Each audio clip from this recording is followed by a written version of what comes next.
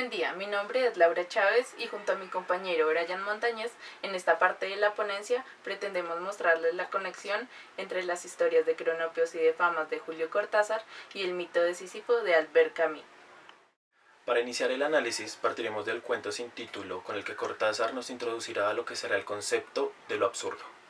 Como decía nuestra compañera Wendy, para Camus el sentimiento del absurdo surge del choque entre lo irracional que es el mundo y nuestras ansias de claridad. Esta sensación aparece entonces cuando el hombre hace conciencia de la rutina, de la costumbre y cuando lo conocido empieza a parecerle extraño. En palabras de Camus, la simple inquietud está en el origen de todo. Esta misma sensación aparece en el personaje anónimo del escrito sin título de Cortázar, que ve en la cotidianidad el inicio del sentimiento del absurdo. La tarea de ablandar el ladrillo todos los días, la tarea de abrirse paso en la masa pegajosa que se proclama mundo. Cada mañana topar con el paralelepípedo de nombre repugnante, con la satisfacción perruna de que todo esté en su sitio, la misma mujer al lado, los mismos zapatos, el mismo sabor de la misma pasta dentífrica.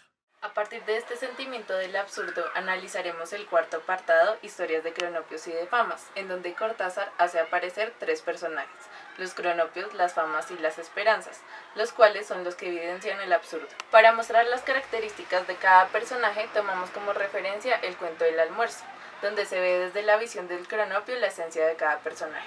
Considerándose a sí mismo como un supervida, el fama como infravida y la esperanza como paravida. Estos prefijos dan la pauta de su conexión con el absurdo.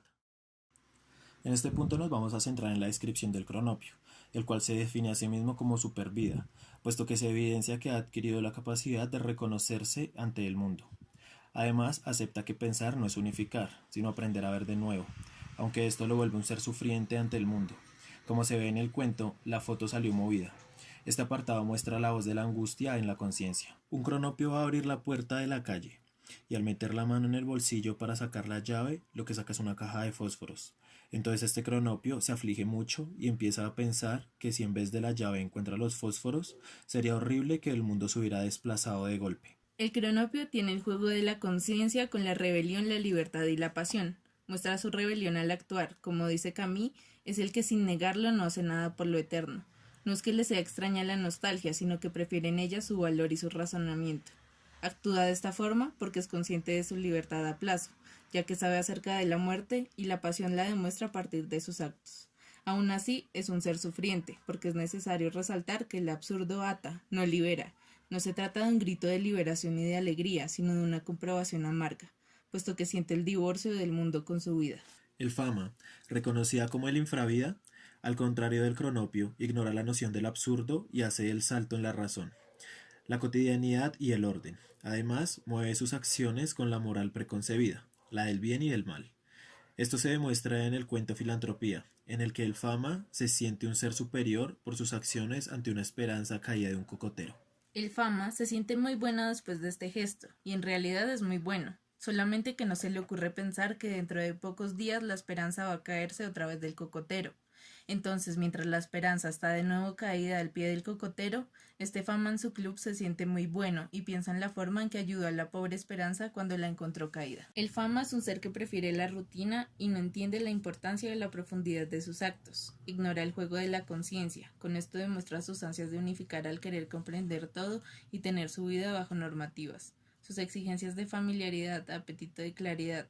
Para un hombre comprender el mundo es reducirlo al humano, marcarlo con su sello.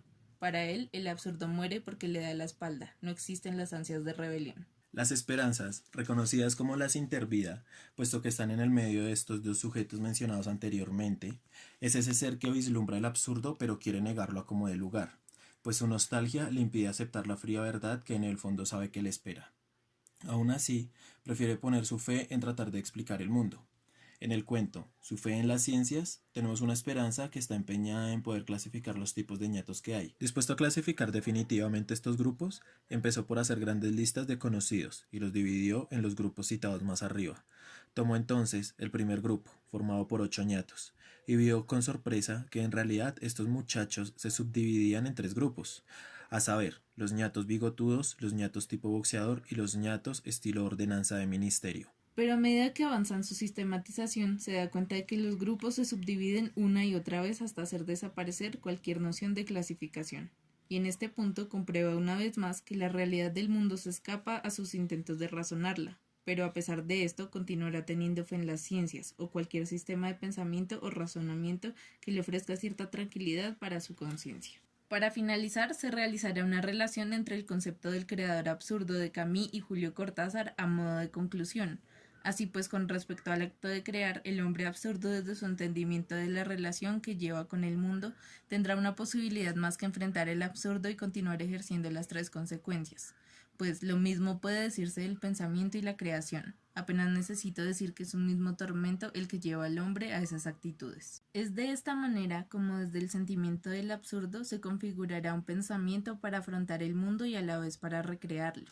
Hay que hacer la aclaración de que el acto de recrear no dará sentido a la existencia. Crear no cambia la condición del hombre absurdo, solo es un síntoma más de su conciencia exacerbada. Para el hombre absurdo no se trata ya de explicar y resolver, sino de sentir y de escribir. En ese orden de ideas, el creador absurdo en primer lugar preferirá crear con imágenes evocadoras para transmitir su percepción del mundo. En segundo lugar, usará la razón como mecanismo organizador, sin pretender dar sentido a sus pensamientos o a la vida misma.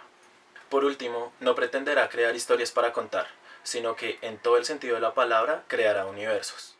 Llegados a este punto, podemos evidenciar cómo el pensamiento filosófico de Albert Camus encuentra un apoyo carnal en las historias de Cronopios y de Famas de Julio Cortázar, puesto que Cortázar usa el lenguaje y el contraste para intensificar el sentimiento del absurdo y desarrollarlo en diferentes direcciones, siempre con las ansias de jugar con el absurdo en la condición humana. Finalizando la ponencia, nuestra compañera Wendy atenderá sus preguntas. Muchas gracias por la atención prestada.